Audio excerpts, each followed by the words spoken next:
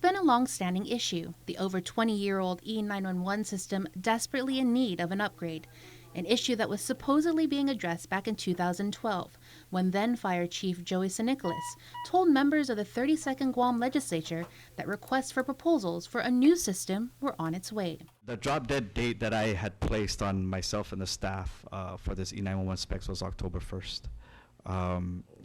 Drop dead date, let's get it out there to GSA. The processes that they take, let's at least get it out of our hands and over there. I think we're on track for that. Station 3, 1024. 8 years later and still no new system in place. Current Fire Chief Dan Stone echoing the similar sentiment in January of 2020. We are still very much in contract negotiations, and as such, it is a process. And with any process, there's a bit of going back and forth. And so some of the time lapses that have occurred is through that back and forth negotiation that's ongoing. I'm very optimistic that we will have a contract in place here very soon. That was over a year ago, and now the antiquated system is on its last legs.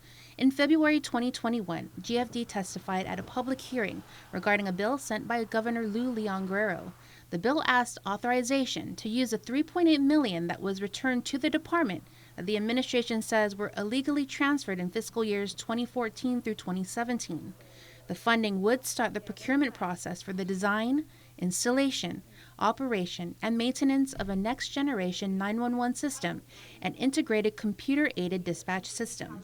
We are still... Tuesday afternoon, GFD and Department of Administration representatives went before the 36th Guam legislature to once again address the urgency for a new system. The $3.8 million would be for the purpose of procuring the next-gen 911 system, yes. Okay.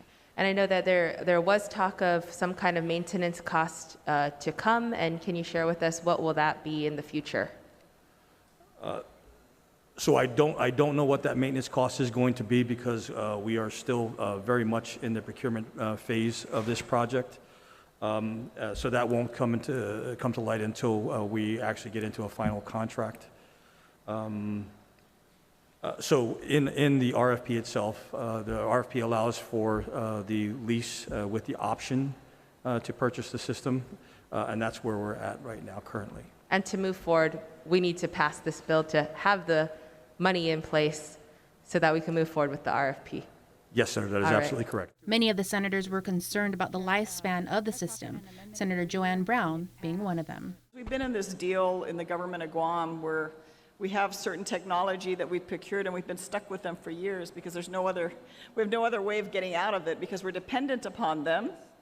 And we don't know in this modern day because we've been in this arrangement for so many years. I just want to make sure we're not in the same situation. If what we're procuring and we're paying $3+ million, is it for the next 3 years?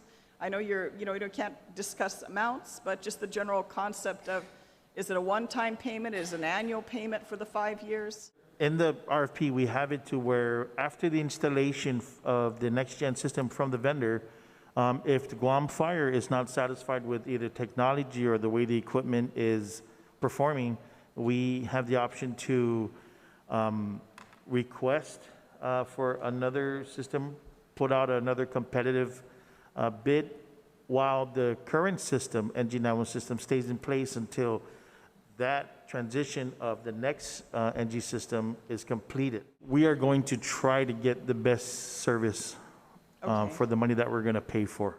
Reporting for Guam's News Network, I'm Jonah Gonçalves. I don't know what that total cost is going to be because we are still very much in the procurement phase.